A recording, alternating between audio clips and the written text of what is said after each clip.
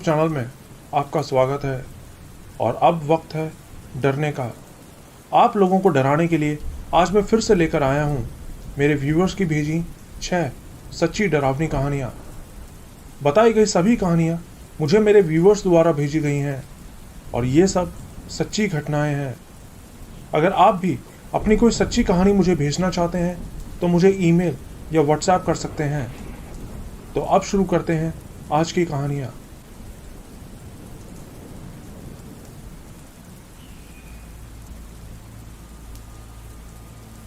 मेरा नाम अभिनय पांडे है। आज मैं आपको एक रिटायर्ड आर्मी ऑफिसर की एक सच्ची कहानी के बारे में बताने जा रहा हूँ। पिछले साल जब मैं मुंबई में जॉब कर रहा था तो वहाँ मैं एक हॉस्टल में रहा करता था। उस हॉस्टल के वार्डन कमली सर थे, जो कि आर्मी से रिटायर्ड हैं। आर्मी ऑफिसर होने की वजह से मैं आपको उनकी ज़्यादा डिटेल तो नहीं बता सकता, लेकिन ये जो घटना है ये उनके बेटे के साथ घटी थी। मैं उनके बेटे का रियल नेम नहीं बता सकता, इसलिए कहानी के लिए मैं उनका नाम रोहित बता रहा हूँ। तो हुआ ऐसा था कि पिछले साल 11 अप्रैल 2022 में मैं और मेरे कुछ फ्रेंड्स ऑफिस से रात में वापस आ रहे थे। उस रात ऑफिस में कुछ एक्स्ट्रा काम की वजह से हमें आने में काफ़ी देर हो गई थी। रात के करीब 12:30 बजे का टाइम था। हॉस्टल का गेट अंदर से बंद किया जा चुका था। रात के टाइम जो वार्डन हॉस्टल में रहते हैं वो बहुत स्ट्रिक्ट हैं, इसलिए गेट खुलवाने के लिए हमने कमली सर को कॉल किया। तो कमली सर ने हमें अपने घर ही बुला लिया, जो कि पास में ही पड़ता था। हम उनके घर पहुंचे तो उन्होंने कहा कि आज रात तुम लोग यहीं रुक जाओ, सुबह चले जाना यहाँ से। तो हम सब लोग उन्हीं के घर रुक गए। हम सब उनके बगीचे में बैठे बातें कर रहे थे। बैठे बैठे हम सब हॉन्टेड प्लेसेस वगैरह के बारे में बातें करने लगे। कुछ लड़के कह रहे थे कि ये सब बातें मनगढ़ंत होती हैं और भूत प्रेतों का मजाक उड़ाने लगे। इतने में कमली सर अपने रूम से बाहर आते हैं और हमसे कहते हैं कि ये सब फालतू बातें करना बंद करो और कुछ अच्छी बातें करो। उन्होंने मराठी में भी कुछ कहा था जो कि मुझे समझ नहीं आया। फिर हम सब उनसे पूछने लगे कि सर आपके साथ भी कभी ऐसा कुछ हुआ है क्या? तो कमली सर बोले, इन सब बातों पे ध्यान मत दो, अभी रात बहुत हो रही है। तभी एक लड़का बोला कि सर किस बात का डर है, जब ये सब चीज़ें होती ही नहीं है तो डर किस चीज़ का? तभी सर ने थूकते हुए कहा कि ठीक है, मैं तुमको एक घटना के बारे में बताता हूँ जो मेरे बेटे के साथ हुआ था। उन्होंने बताया कि ये साल 2004 की बात है, जब मेरा लड़का बीटेक की तैयारी कर रहा था। उसे प्लांटेशन का बहुत शौक था। वो तरह तरह के पेड़ पौधे हमारे गार्डन में लगाया करता था। इसी बीच मेरी पोस्टिंग देहरादून में हो गई थी, इसलिए मुझे देहरादून जाना पड़ा। यहाँ घर में सिर्फ वो और उसकी मम्मी रहते थे, लेकिन फिर उसकी मम्मी को भी किसी काम से कुछ दिनों के लिए घर से दूर जाना पड़ा। अब वो घर में अकेला ही रहता था। इसी बीच वो कहीं से रात की रानी का एक पेड़ लेकर आया और उस पेड़ को बगीचे में लगा दिया। हमने सर से पूछा कि क्या वो पेड़ इसी बगीचे में लगाया था? तो वो बोले, हाँ यही वो बगीचा था जहाँ हम अभी बैठे हैं। वो रात की रानी का पेड़ था, इसलिए रात होते ही उस पेड़ से बहुत अच्छी खुशबू आने लगती थी। फिर कुछ दिन बाद वो कहीं से एक रजनीगंधा का पौधा भी ले आया और बगीचे में लगा दिया। उसको घूमने फिरने का भी बहुत शौक था। उसकी छुट्टियां भी चल रही थी, इसलिए वो दिन में रोज अपने दोस्तों के साथ घूमने जाता और रात में घर वापस आता। रात में जब वो आता तो अक्सर नशे की हालत में होता था। ऐसे ही एक रात जब वो घर आया तो उसको ऐसा लगा जैसे बगीचे में लगे नारियल के पेड़ पर कोई बंदर जैसी चीज तेजी से चढ़ के ऊपर गई हो। उसने पेड़ के नीचे जाके ध्यान से देखा, लेकिन उसे वहां कुछ दिखाई नहीं दिया। लेकिन तभी उसके सिर पे एक लाल रंग का दुपट्टा आके गिरा। लेकिन जब उसने दुपट्टा हटा के जमीन पे फेंका तो देखा कि वहां तो कुछ भी नहीं था, ना कोई दुपट्टा, ना कुछ और।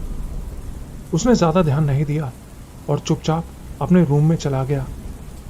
लेकिन उस दिन के बाद से हर रात जब भी वो सोने लगता तो कभी उसके सिर पे कोई लाल चूड़ी गिरती, तो कभी कोई लाल दुपट्टा गिरता दिखाई देता। कई बार तो ऐसा लगता जैसे कोई औरत लाल रंग के कपड़े पहने उसके ऊपर से उड़ के गई हो। वो सोचता कि शायद शराब के नशे की वजह से उसे ये सब दिखाई दे रहा है। उसने किसी को कुछ नहीं बताया। ऐसे ही एक हफ्ता बीत गया। ये चीजें उसके साथ हर रात होने लगी थी। इसलिए उसने फैसला किया कि अब वो रात में ड्रिंक करके नहीं आएगा। उसने ड्रिंक करना बंद कर दिया और कमाल की बात थी कि इसके बाद उसके साथ ये सब होना बंद हो गया। रात में वो चुपचाप अपने कमरे में आता और सो जाता।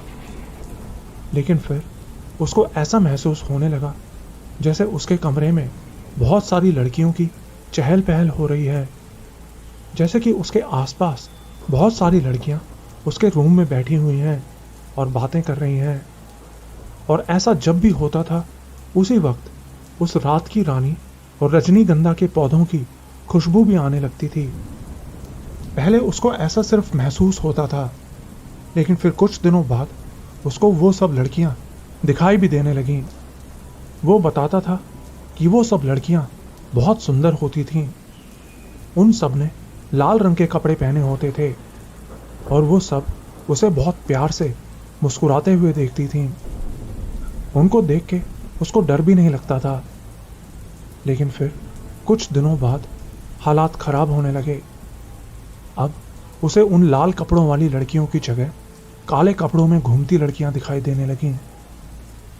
रात की रानी और रजनीगंधा की खुशबू की जगह बहुत ही गंदी सड़े हुए मांस की बदबू आने लगी। पहले जो सुंदर लड़कियां दिखती थीं, अब उनकी जगह भयानक भयानक चेहरों वाली औरतें दिखाई देने लगीं। उन औरतों के चेहरों पर एक बहुत ही डरावनी हंसी होती थी। वो औरतें कभी उसकी पीठ पे तो कभी उसके पैरों को नोचने लगतीं। नोचने के निशान उसके शरीर पे उभरने लगे थे। धीरे धीरे उन भयानक औरतों ने उनके पूरे घर में तांडव मचा दिया। रात में कभी छत पे किसी के दौड़ने और कूदने की आवाज आती, तो कभी ऊपर उसको बहुत सारी औरतें उल्टी लटकी दिखाई देती, जो सीधा उसके ऊपर कूद के उसको नोचने लगती थीं। धीरे धीरे उसकी हालत इतनी खराब हो गई कि वो बिल्कुल पागल सा हो गया था। उसने लोगों से बात करना, पढ़ाई करना, यहां तक कि घर से बाहर निकलना तक बंद कर दिया था। इस बीच किसी न किसी कारण से मैं और मेरी वाइफ भी घर पे नहीं जा पा रहे थे।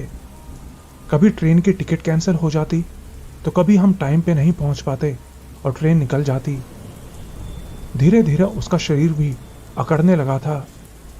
वो बताता था कि उनमें से एक भयानक औरत हमेशा उसके चेहरे के पास आ जाती और उसके कान में बहुत गंदी गंदी गालियां देने लगती और चिल्लाने लगती, जिसकी वजह से कई बार उसके कान से खून भी निकलने लगता था। धीरे धीरे उसके बाएं कान ने काम करना ही बंद कर दिया था।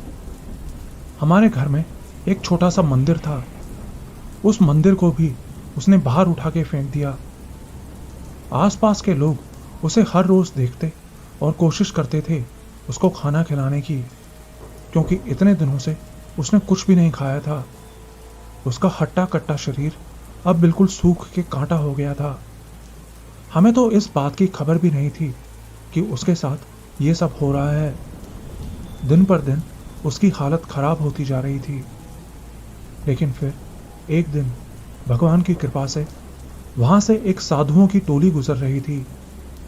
वो लोग वहां शिव चर्चा के लिए आए थे और घर घर जाके थोड़ा थोड़ा कुछ दान मांग रहे थे। इसी बीच वो लोग हमारे घर भी आए। हमारे घर आके उन्होंने जैसे ही मेरे बेटे को देखा, तो उसको देखते ही वो समझ गए कि ये मुसीबत में है। उन्होंने उससे कहा कि तू फिक्र मत कर, तू बिल्कुल ठीक हो जाएगा। ये बात रोहित को भी समझ आ गई। इससे पहले उसे कोई भी कुछ भी कहता था तो उसे याद नहीं रहता था, ना ही सुनाई देता था। उसे बस उन औरतों के चिल्लाने और हंसने की आवाज़ें ही सुनाई देती रहती थीं। फिर उन साधुओं में से एक ने उसके ऊपर कुछ पानी की छींटे मारे तो वो अचानक से अपने होश में आ गया और रोने लगा। बोला, बाबा बचा लो मुझे, वो सब मुझे बहुत परेशान करती हैं। इसी बीच वहाँ मेरा भी आना हो गया। मैंने जब देखा कि वहाँ ये सब हो रहा है तो पहले तो मुझे भी बिल्कुल विश्वास नहीं हुआ। मैं उन लोगों को उल्टा सीधा बोलने लगा।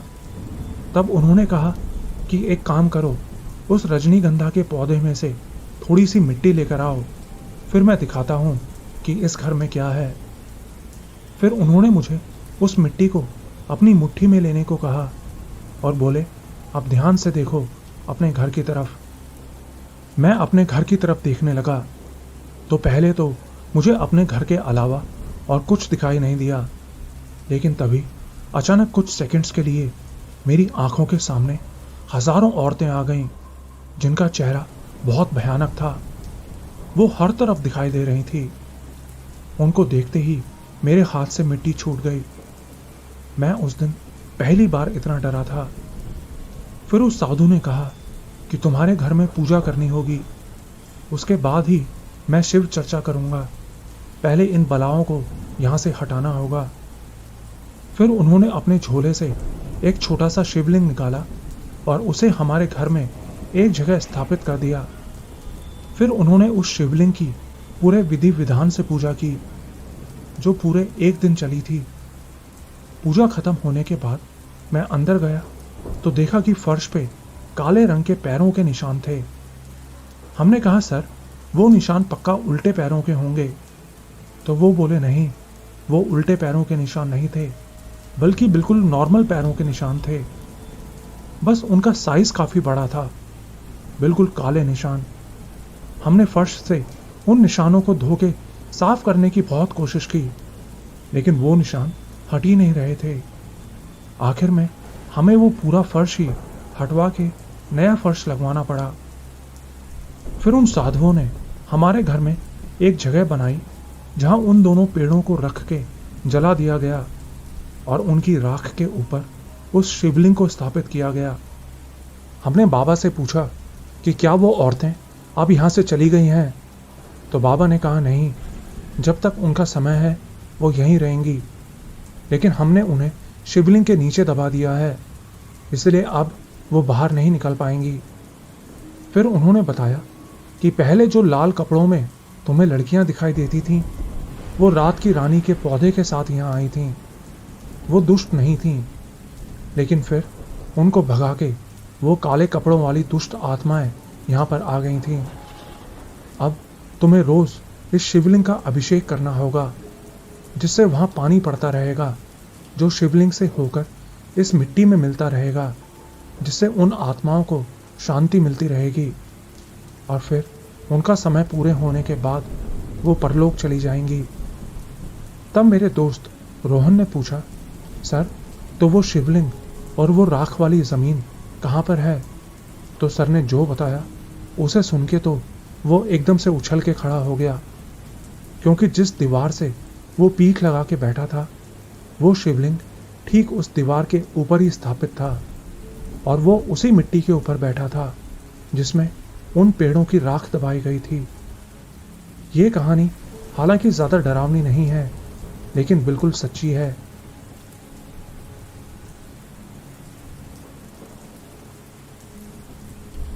मेरा नाम नीतीश है। मैं पंजाब के होशियारपुर का रहने वाला हूँ। मैं जो बात आपको बताने जा रहा हूँ ये आज से 5 महीने पहले दिसंबर में मेरे साथ हुआ था। मैं एक हॉस्पिटल में ऐसे हेल्पिंग स्टाफ काम किया करता था और उन दिनों हॉस्पिटल में मेरी नाइट शिफ्ट चल रही थी, शाम के 7 बजे से लेकर सुबह के 8 बजे तक। लेकिन जॉब के साथ साथ मुझे अपने बीएससी नर्सिंग एग्ज़ाम की भी तैयारी करनी होती थी, इसलिए मैंने अपने एचआर से सुबह जल्दी घर जाने की परमिशन ली हुई थी। मैं अपनी बाइक से ही हॉस्पिटल आया जाया करता था। तो ऐसे ही एक दिन सुबह 5 बजे के करीब मैं अपनी शिफ्ट पूरी करके घर के लिए निकलने लगा। ठंड का टाइम था और बाहर बहुत कोहरा पड़ा हुआ था। चारों तरफ बस धुंध ही धुंध फैली थी। मैं धीरे धीरे अपनी बाइक चलाते हुए घर की तरफ जाने लगा। साथ ही बता दूं कि मैं जिस रास्ते से जाया करता था उस रास्ते में सिर्फ फैक्ट्री ही फैक्ट्री पड़ती थी और रात में वो इलाका बिल्कुल सुनसान हो जाता था। मैं रोज़ उसी रास्ते से जाता था, इसलिए मुझे कुछ भी अजीब नहीं लग रहा था। लेकिन उस दिन जैसे ही मैं उस रोड पे पहुंचा तो मेरी बाइक अपने आप बंद होने लगी। मैंने बाइक स्टार्ट करने की बहुत कोशिश की, लेकिन बाइक स्टार्ट हो ही नहीं रही थी। मैंने अपने एक फ्रेंड को भी कॉल किया, लेकिन उसने मेरी कॉल नहीं उठाई। हार के मैंने वहाँ से बाइक लेके पैदल पैदल ही अपने घर जाने का फैसला किया। आगे एक फैक्ट्री थी जिसका वॉचमैन मुझे जानता था, क्योंकि वो अपने बेटे को लेकर हॉस्पिटल में आता रहता था। मुझे पैदल आते देख उसने मुझसे पूछा कि क्या हुआ, ऐसे अकेले पैदल क्यों जा रहे हो। तो मैंने उन्हें बताया कि मेरी मोटरसाइकिल ख़राब हो गई है। तो वो बोले, कोई बात नहीं, तुम अपनी बाइक यहीं खड़ी कर दो, मैं तुमको घर तक छोड़ आता हूँ। मैंने कहा, नहीं अंकल, आप परेशान मत हो, आपके मालिक को पता चला तो वो आप पे गुस्सा करेगा। आप बस मेरी बाइक यहीं खड़ी कर लो, घर मैं खुद चला जाऊँगा। तो उसने मेरी बाइक अंदर लगा दी और उसकी चाबी मुझे दे दी। इसके बाद मैं वहाँ से जाने लगा, लेकिन जाते हुए उन्होंने मुझसे कहा कि बेटा, कब्रिस्तान वाले रास्ते से मत जाना, इस टाइम वहाँ बिल्कुल अंधेरा होगा, वहाँ से जाना ठीक नहीं है। मैंने कहा ठीक है। तब तक सुबह के 5:26 हो चुकी थी। मुझे 6 बजे तक घर पहुँचना था, इसलिए मैं उसी कब्रिस्तान वाले शॉर्टकट से जाने लगा। सब कुछ ठीक था, बस उस रास्ते पे कुछ ज़्यादा ही ठंड लग रही थी। चारों तरफ सन्नाटा था। मैं चुपचाप पैदल चलता रहा। चलते चलते मैं एक आम के पेड़ के नीचे पहुंच गया। अब मैंने उस पेड़ को पार किया ही था कि अचानक से मुझे ऐसा लगा जैसे पीछे कोई उस पेड़ से नीचे कूदा हो। मैंने पीछे मुड़ के नहीं देखा। मुझे लगा शायद पेड़ की कोई टहनी टूट के गिरी होगी। मैं चुपचाप चलता रहा। फिर कुछ दूर चलने के बाद कच्चा रास्ता आ गया। वहाँ पर रास्ते में कीचड़ फैला था और कोहरे की वजह से घास भी गीली हो रखी थी। तभी मुझे ऐसा लगा कि किसी ने पीछे से मुझे आवाज़ लगाई हो। आवाज़ सुन के मैं बहुत डर गया और तेज़ी से वहाँ से भागने लगा। लेकिन फिर मुझे अपने साथ साथ किसी के कदमों की आवाज़ भी सुनाई देने लगी। एक बार के लिए लगा कि ये सब मेरा वहम है, शायद नींद पूरी ना होने की वजह से मुझे ऐसा लग रहा है। लेकिन तभी एक आवाज़ आई, मुझे भी ले चलो। ये किसी औरत की आवाज़ थी, बहुत खतरनाक आवाज़। आवाज़ सुन के मैं वहीं रुक गया। डर के मारे मेरा दिल मेरे मुंह में आ चुका था। दिल कह रहा था कि भाग जाऊं वहाँ से, लेकिन मेरे पैर बिल्कुल हिल ही नहीं रहे थे। और फिर मुझे ऐसा लगा जैसे किसी ने मेरे कान के पास आके कुछ बोला हो। वो कोई और ही लैंग्वेज थी, मुझे समझ नहीं आया उसने क्या बोला। मैं डर के मारे भगवान को याद करने लगा। भगवान को याद करके मुझ में थोड़ी हिम्मत आई और मैं वहाँ से भागने लगा। मैं लगातार 15 मिनट तक भागता रहा, जब तक कि मैं अपने घर नहीं पहुँच गया। इस घटना से पहले मैं भूत प्रेत जैसी चीज़ों को नहीं मानता था, लेकिन अब मुझे यकीन हो गया था कि ये सब चीज़ें होती हैं और इन सब काली शक्तियों का कोई वक्त नहीं होता। ये कभी भी किसी भी टाइम आपके सामने आ सकती हैं। उस दिन के बाद मैं उस रास्ते से फिर कभी नहीं गया।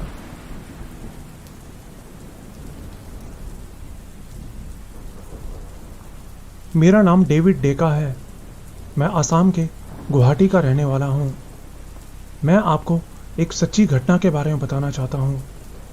ये घटना साल 2002 में मेरी मम्मी के साथ घटी थी, जब मेरी मम्मी 18 साल की थीं। मेरी मम्मी हर साल अपनी गर्मियों की छुट्टियों में लोखरा नाम की जगह पे, जहाँ उनके मामा का घर था, वहाँ घूमने जाया करती थीं।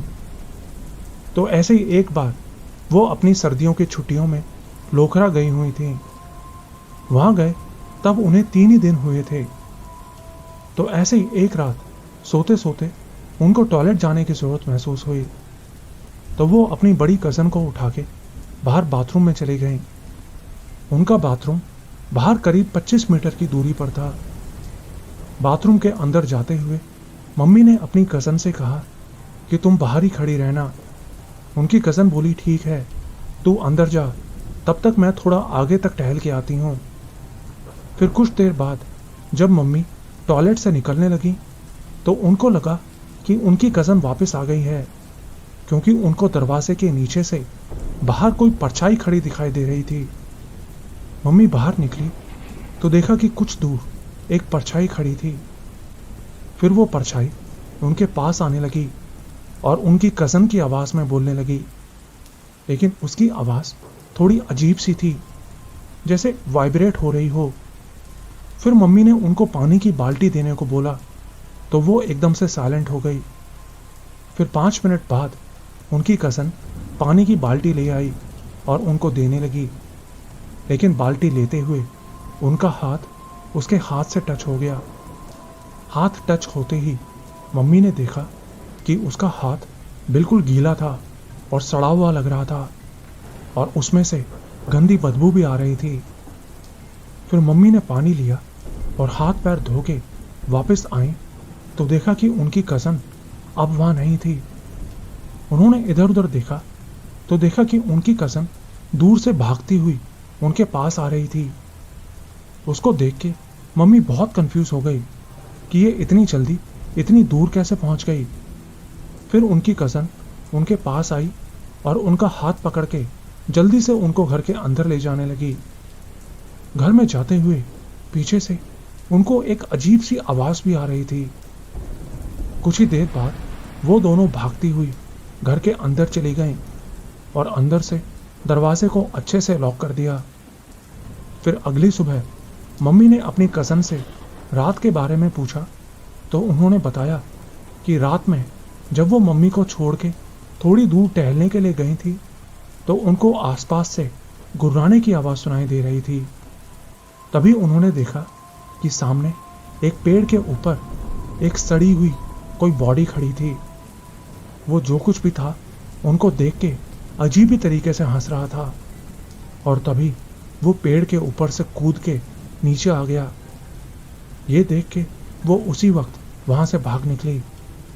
फिर उन्होंने ये बात अपनी मम्मी को बताई तो उनकी मम्मी ने उन्हें डांटते हुए कहा कि तुम दोनों जिस पुराने बाथरूम में गई थी वहाँ थोड़ी दूर एक जंगल टाइप एरिया है, जहाँ कुछ टाइम पहले एक लड़की ने खुद को जला लिया था। मरने के बाद उस लड़की की आत्मा आज भी वहाँ भटकती है। हमने भी उसकी आत्मा को देखा है। आसपास के सब लोग रात के टाइम वहाँ जाने से बचते हैं। ये पता चलने के बाद मेरी मम्मी अगले ही दिन अपने घर वापस आ गईं। फिर कई महीने बाद जब मम्मी वापस लोखरा गईं तो पता चला कि वहाँ आसपास के लोगों ने एक पुजारी को बुला के वहाँ पूजा करवाई थी, जिसके बाद उस लड़की की आत्मा वहाँ लोगों को दिखाई देना बंद हो गई।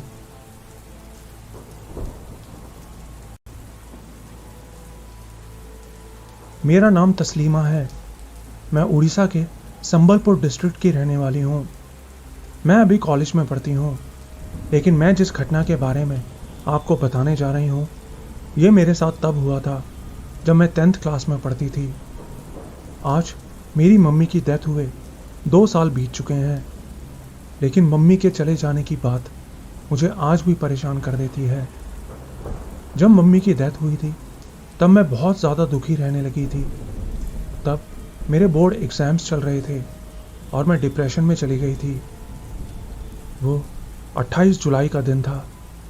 मेरा घर पे मन नहीं लग रहा था, इसीलिए रात में मैं अपनी साइकिल लेकर बाहर चली गई। रात करीब 11 बजे का टाइम था। हमारे यहाँ यूनिवर्सिटी वाले रास्ते पे बहुत जंगल हैं। साइकिल चलाते हुए मैं गाने सुन रही थी, लेकिन म्यूज़िक वॉल्यूम इतना लो था कि मैं बाहर की आवाज़ भी आसानी से सुन सकती थी। तभी मुझे ऐसा महसूस होने लगा जैसे कोई मेरा पीछा कर रहा है। मैंने पीछे मुड़ के भी देखा, मेरे पीछे कोई नहीं था, लेकिन मुझे बार बार ऐसा लगे जा रहा था। हार के मैंने अपनी साइकिल रोक ली। आसपास से कुत्तों के रोने की आवाज़ें आ रही थी। तभी मुझे ऐसा लगा जैसे किसी ने मुझे मेरे घर के नाम से बुलाया हो। ट्विंकल। मेरी मम्मी मुझे इसी नाम से बुलाती थीं। मैं चारों तरफ देख ही रही थी कि तभी वहाँ की लाइट भी चली गई। हल्की हल्की बारिश भी होने लगी थी। पूरा रास्ता खाली था। दूर दूर तक कोई नज़र नहीं आ रहा था। कुत्तों के भौंकने की आवाज़ों के अलावा और कोई आवाज़ नहीं आ रही थी। मैंने कुछ देर इधर उधर देखा और फिर वापस से अपने घर जाने के लिए साइकिल चलाने लगी। लेकिन तभी मेरी साइकिल का टायर पंक्चर हो गया। इतनी रात को कोई दुकान भी खुली नहीं थी, इसलिए मैं पैदल पैदल ही साइकिल को लेके आने लगा था। अब मैं थोड़ी सी दूरी गई थी कि तभी मुझे आसपास से पायल और चूड़ियों की आवाज़ सुनाई देने लगी। मैं डर के मारे पसीने से भीग गई। घर अभी भी काफ़ी दूर था। अचानक से मुझे फिर से ऐसा लगने लगा जैसे कोई मेरे साथ साथ चल रहा हो। किसी के सांस लेने की आवाज़ भी आ रही थी, लेकिन कोई दिखाई नहीं दे रहा था। रास्ते में ही एक घर पड़ता था जो हमेशा खाली रहता था। जाते हुए मेरी नज़र उस घर पे पड़ी तो मुझे उसकी खिड़की पे कोई काली परछाई खड़ी दिखाई दी। वो बस काली सी परछाई थी, उसकी कोई शेप नहीं थी। मैंने और तेजी से चलना शुरू कर दिया। पायल की आवाज़ अभी भी आए जा रही थी। मैं मन ही मन अल्लाह को याद करने लगी। बारिश बहुत तेज़ हो गई थी। तभी अचानक किसी ने फिर से मेरा नाम लिया, तस्लीमा। लेकिन इस बार बहुत गुस्से से मेरा नाम लिया था। मैंने उसी वक्त अपनी साइकिल वहीं फेंकी और वहाँ से भागने लगी। मुझे अस्थमा की भी प्रॉब्लम है, लेकिन फिर भी मैं भागे जा रही थी। अचानक भागते भागते किसी ने मुझे जोर का थप्पड़ मारा। थप्पड़ लगते ही मैं वहीं गिर गई। मेरे मुंह से खून भी निकलने लगा था, लेकिन फिर भी मैं किसी तरह अपनी पूरी ताकत लगा के वहाँ से भागने लगी और किसी तरह अपने घर पहुँची। घर पहुँच के मैंने गेट खोला और अंदर जाके वहीं नीचे बैठ गई और सांस लेने लगी। 12:10 का टाइम हो गया था। मतलब कि अगला दिन शुरू हो गया था, 29 जुलाई, जो कि मेरी मम्मी के बर्थडे का दिन था। तभी मुझे किसी लड़की के ज़ोर ज़ोर से रोने की आवाज़ आने लगी, जैसे कोई लड़की बहुत दर्द में रो रही हो। 5 मिनट तक वो आवाज़ आती रही। फिर 5 मिनट बाद मैंने गेट खोल के बाहर देखा तो बाहर कोई नहीं था। फिर मैंने ऊपर छत की तरफ देखा तो मुझे लगा जैसे वहाँ कोई खड़ा है। मैंने आवाज़ लगा के भी पूछा, कौन है? लेकिन उसने कुछ नहीं बोला। फिर मैं गेट लॉक करके अंदर आकर सो गई। सुबह तक मुझे 104 डिग्री बुखार आ गया था। सुबह उठ के मैंने सबको रात वाली बात बताई तो मेरे घर वाले मेरी साइकिल उठा के लाए। सुबह जब मैं उठी तो मेरे चेहरे पे उंगलियों के निशान भी छपे दिख रहे थे।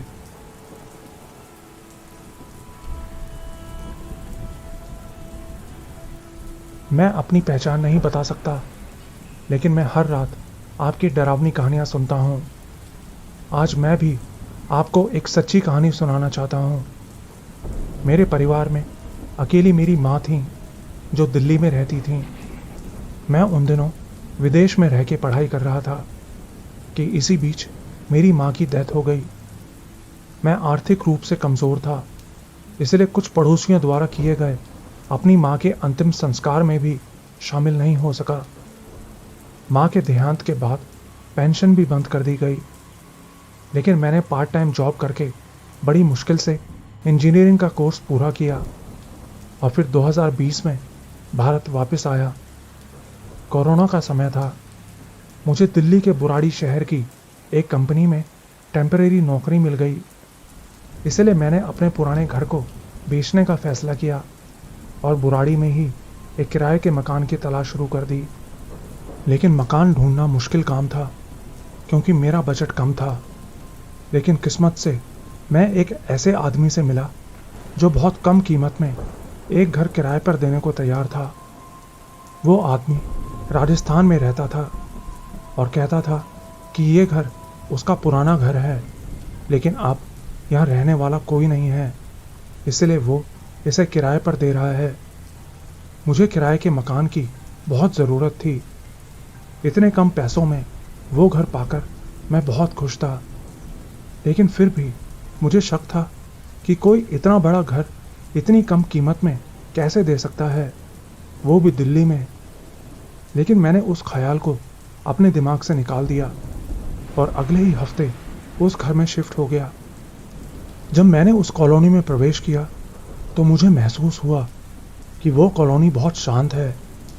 और जब मैंने अपनी बाइक उस घर के पास खड़ी की तो मुझे लगा कि मेरे आसपास के सभी लोग मेरी तरफ देख रहे थे। बगल वाला घर एक पंजाबी फैमिली का था जिसने मुझे देखते ही अपना दरवाज़ा ज़ोर से बंद कर लिया। मुझे ये बात बहुत अजीब लगी। फिर मैंने घर के अंदर कदम रखा। घर की दीवारें नई पेंट की हुई थी। वो सीमेंट की छत वाली 2 मंजिला इमारत थी। पता नहीं क्यों, लेकिन कोई भी ट्रक वाला मेरी चीज़ों को वहाँ शिफ्ट करने को तैयार नहीं था।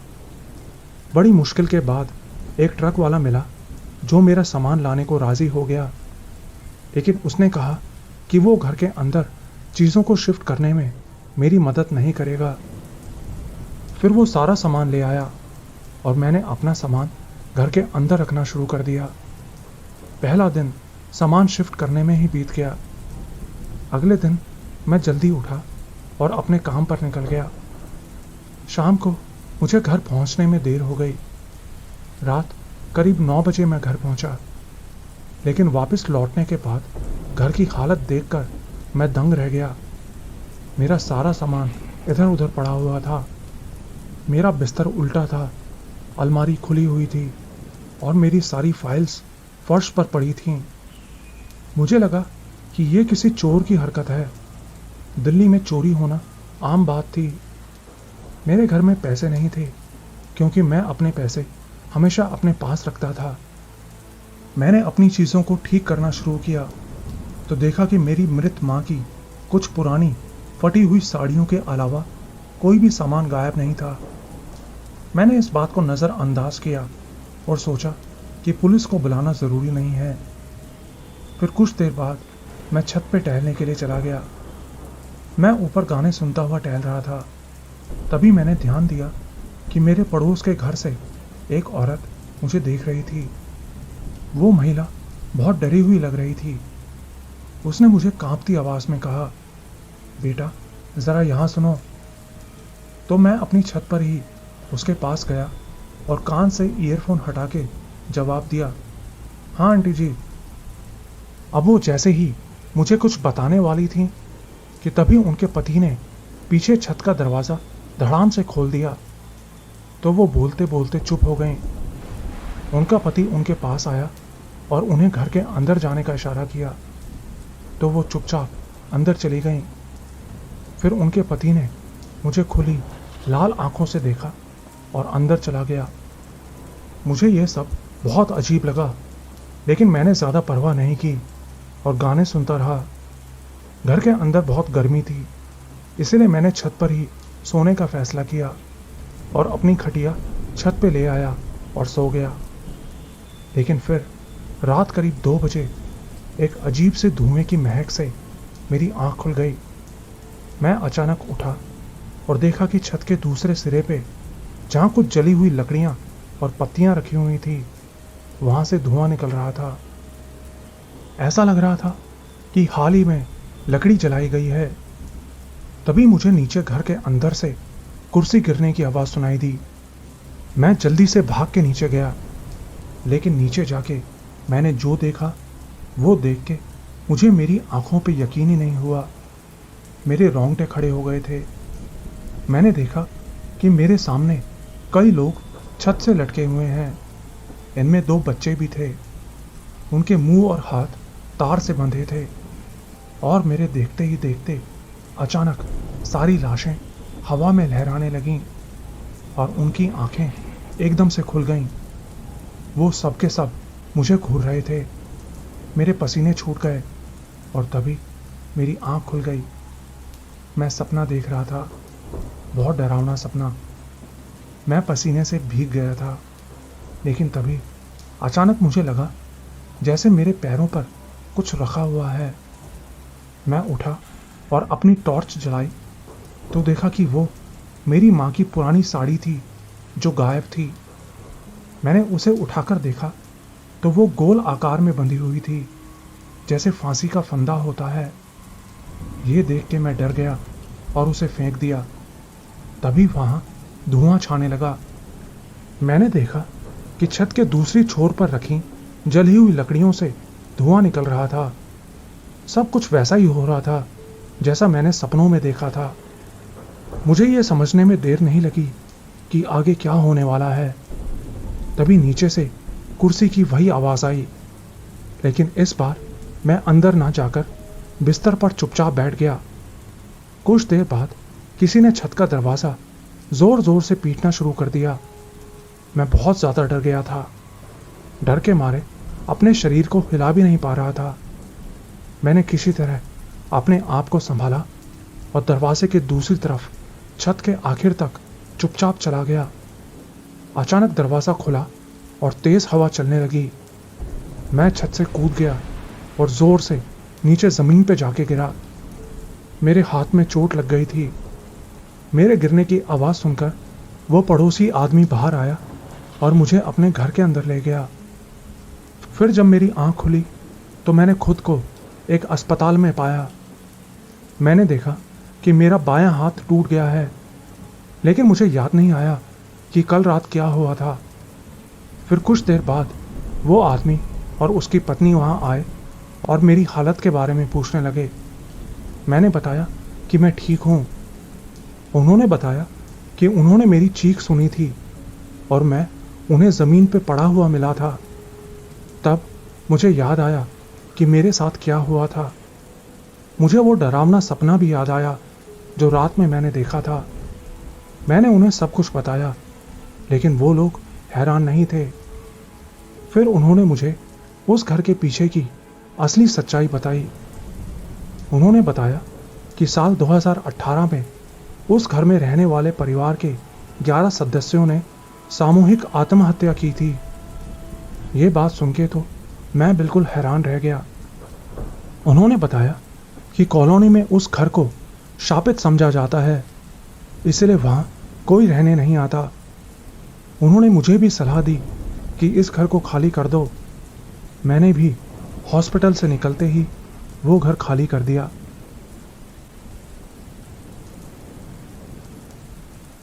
तो दोस्तों, ये थी आज की कहानी। ये कहानी आपको कैसी लगी मुझे कमेंट करके ज़रूर बताएं। अगर आपने मेरी पिछली कहानी नहीं सुनी है तो वो वीडियो और मेरे चैनल की जो प्लेलिस्ट है वो अब आपको यहाँ दिखाई दे रही होगी।